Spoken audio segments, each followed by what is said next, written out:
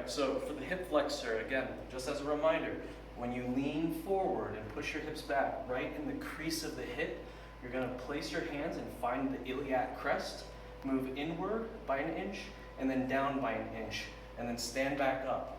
If you stand up, it should feel like some tightening, and when you hit back, then it should soften up. That's going to be the iliopsoas where you want to focus.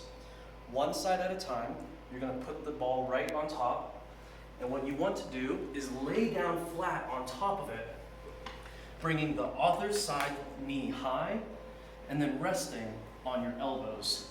Now from here, and let me get the other angle, what's key here is that you want to find the right area where the knot is by shifting your hips left and right.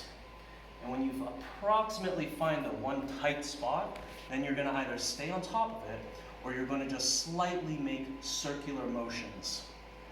And I would do this for about a minute before switching to the other side for a minute. Now that's for the hip flexor. Now the next area we're going to work on is the TFL.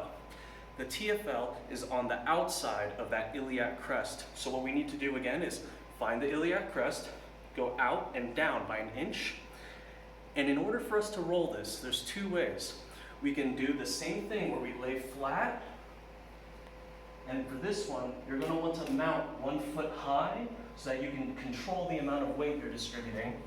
And then you're going to go up and down along the muscle length. So up towards the hip and down towards the knee. Again, only about an inch of movement in either direction.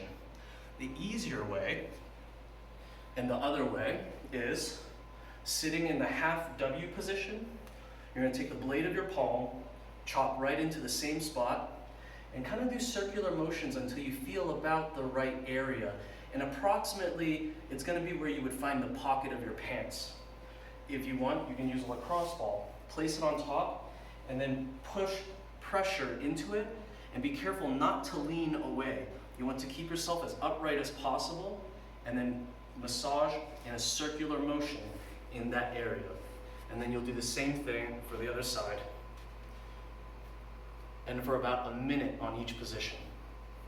Once you finish these, this will take care of most of the internal rotation and the hip extension limitations, but we also need to get the medial glutes so we can work on the external rotation.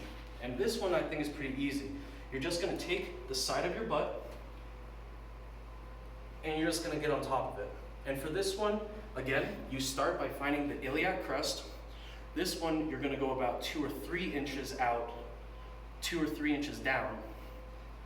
And then you're going to place the pressure by lying down sideways where the leg can stay relaxed, or you can get extra pressure by just really pushing just the hip into the ball. You don't need to get any other part of your body on the floor.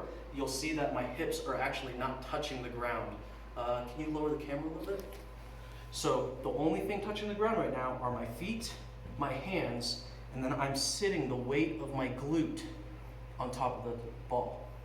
And that will do the medial glute. So again, you want to do each one for about a minute each, and don't do it more than every 3 days. That's it.